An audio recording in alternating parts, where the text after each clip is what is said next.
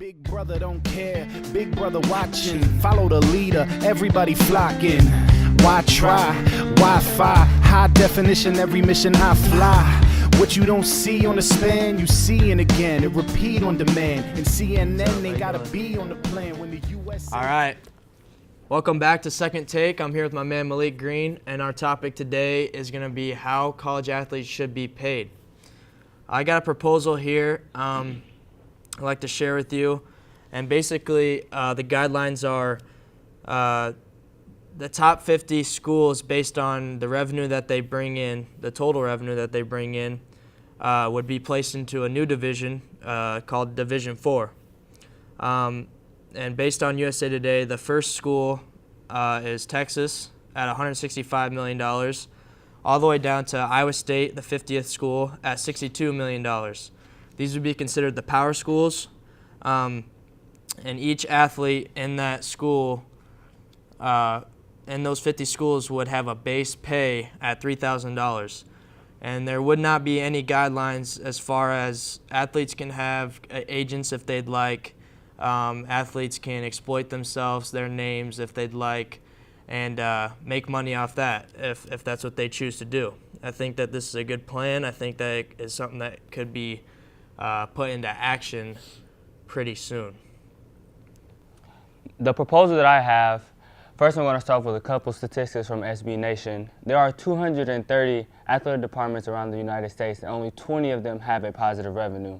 So with the 20 schools that have the positive revenue, we're going to have like a bailout to even out the ones with the negative.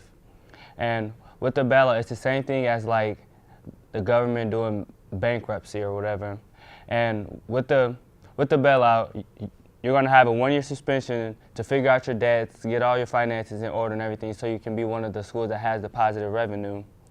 And with the top 20 schools that have a positive revenue, they're going to each donate $500,000, which is going to equal $10 million, and then we're going to divide it up, which is going to give each school that has a negative revenue $48,000. Due to lack of research provided, the Division II and Division III programs will have to follow the same guidelines as the Division I program. My question for you, Malik, is what are the numbers that say that the Division II and Division III programs can follow this same template? The college level speaks for themselves. It's Division II and Division III programs. Of course, they're not going to bring in the same revenue as the Division I programs, so you really can't even compare that. Okay. Speaking of why college athletes should be paid, have you read up on Jay Bilas's idea of how athletes should be paid? Actually, I have. And speaking of Jay Bilas, we have him on the phone. Jay, what's your opinion? Do you feel that college athletes are being exploited? If you go by the textbook definition of exploitation, college athletes aren't mistreated in any way. They're treated very nicely. A scholarship is a wonderful thing. But when everyone else in a multi-billion-dollar business is getting fair market value, while at the same time banding together to pass rules that the athlete and the athlete alone cannot receive that same benefit, then you are by definition exploited. I know it makes some people recoil when they hear exploitation, but by the definition of the word, absolutely college athletes are exploited.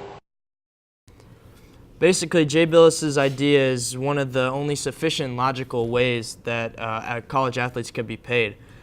He believes that because college athletes are so exploited by the NCAA, they deserve to be paid. And he questions why athletes are punished by exploiting their own name out there, signing for autographs, selling their rings for tattoos, stuff like that. Basically, the power conferences are trying to make the new rules so that they can offer a stipend that offers $2,000 to $6,000 on top of a full scholarship.